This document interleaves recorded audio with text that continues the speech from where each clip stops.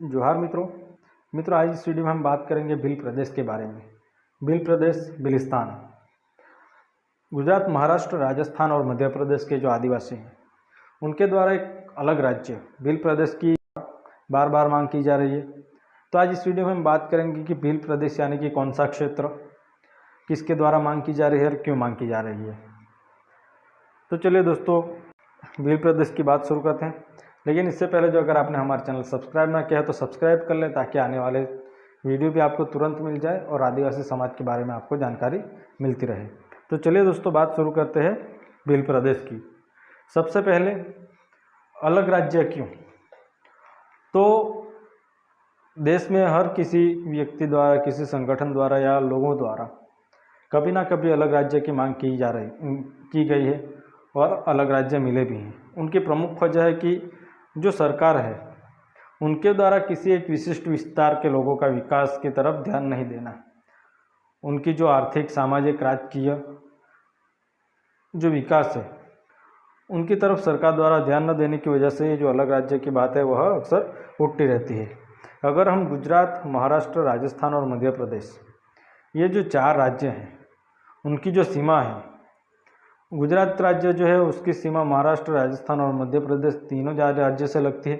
तो इनकी जो सीमाएं हैं, अगर वह विस्तार आप देखें तो ये चारों राज्य की जो सीमाएं हैं एक दूसरे के साथ जुड़ी हुई है। वहाँ पे जो विस्तार है वह आदिवासी बहुल विस्तार है, मतलब कि वहाँ पे सबसे ज़्यादा आदिवासियों की बस्ती है। और इन चारों राज्यों में ये जो बॉर्डर पे बसे आदिवासी है उनकी अगर आप परिस्थिति देखें तो समान है, क्योंकि चारों राज्यों में ये जो आदिवासी उनके विकास के लिए सरकार द्वारा कोई भी ऐसे कदम नहीं उठाए जा रहे हैं जिसकी वजह से उनका विकास हो। इसी के कारण ये जो चार राज्य के आदिवासी उनके द्वारा एक अलग राज्य की मांग की जा रही है। और ये जो आदिवासी हैं उनका कहना है, अगर सरकार हमारा विकास नहीं कर सकती तो सरकार हमें अपना राज्य दे दे, हम हमारा विकास खुद कर लेंगे, क्योंकि यह जो विस्तार है वह खनिज संसाधन से संपूर्ण है। अगर आप बड़े बड़े बांध भी देखें तो वह भी इसी आदिवासी विस्तार में है। इसकी वजह से सरकार की तरफ एक नाराजगी का रुख है और इसकी वजह से लोगों द्वारा कहा जा रहा है कि अगर सरकार हम आदिवासियों का विकास नहीं कर सकती तो सरकार हम आदिवासियों एक अलग हमारा भील प्रदेश राज्य दे दे, तो हम हमारा विकास खुद कर लेंगे। और जो संवैधानिक प्रावधान किए गए हैं आदिवासियों के लिए, अनुसूची 5 और 6, तो अनुसूची 5 के जो प्रावधान है वह भी आदिवासियों को लिए लागू नहीं किए गए।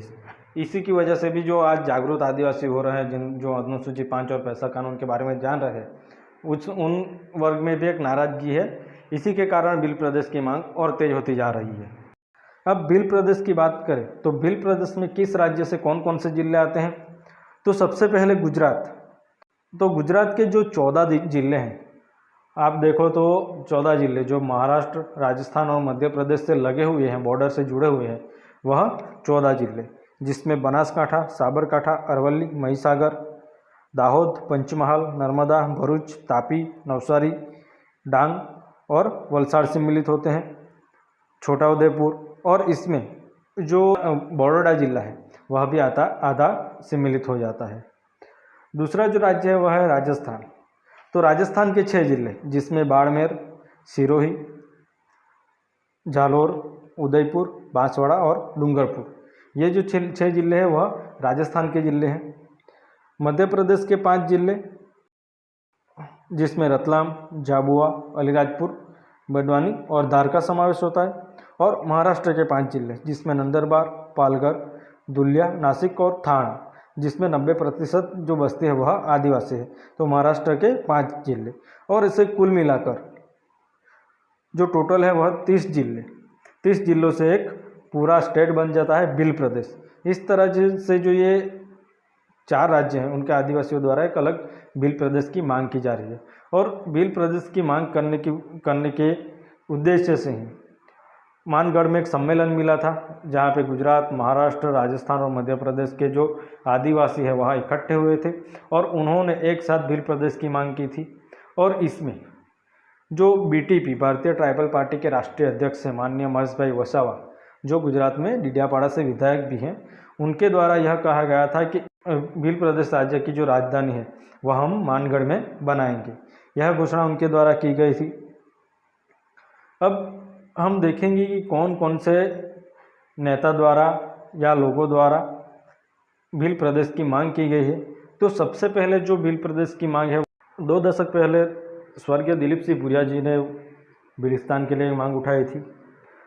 आज से करीब 2 दशक पहले आदिवासियों के लिए अलग राज्य की मांग को लेकर तत्कालीन कांग्रेस नेता और सांसद दिलीप सिंह भुरिया, ये वही नेता हैं जिन्होंने आदिवासियों के लिए पैसा कानून का भी प्रावधान किया।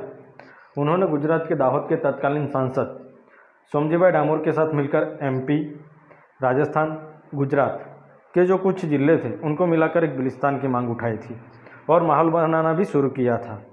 लेकिन उस समय यह मांग जोर नहीं पकड़ पाई और सांसद दिलीप सिंह भुरिया को आलोचना का भी सामना करना पड़ा था। और बाद में जब वह BJP में शामिल हो गए तो उनकी ये मांग भी कमज़ोर हो गई।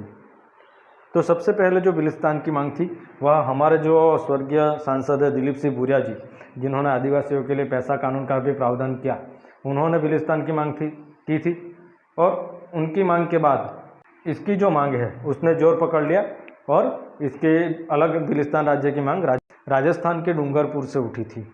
और वहाँ पे जो डॉक्टर वेलाराम घोगरा जी हैं, उन्होंने उस वक्त अपनी जो पार्टी थी जम्बूखंड पार्टी, उस पार्टी के बैनर तले उन्होंने भील प्रदेश राज्य की मांग की थी।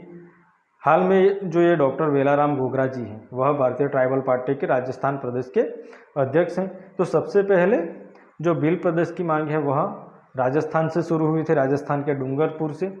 फिर वह गुजरात आई। गुजरात में जो आदिवासियों के नेता के रूप में जिन्हें देखा जाता है, आदिवासी नेता के चेहरे के तौर पर जिन्हें पहचाना जाता है, माननीय छोटूभाई वसावा, उनके द्वारा भील प्रदेश की मांग की गई है। और उन्होंने इसके लिए राष्ट्रपति से भी आवेदन दिया है कि हम आदिवासियों के एक अलग राज्य भील प्रदेश दिया जाए। फिर मध्य प्रदेश के मानवार के जो विधायक हैं डॉक्टर हीरालाल अलावा, उनके द्वारा भी कहा गया है कि हम आदिवासियों के एक अलग से भील प्रदेश दिया जाए।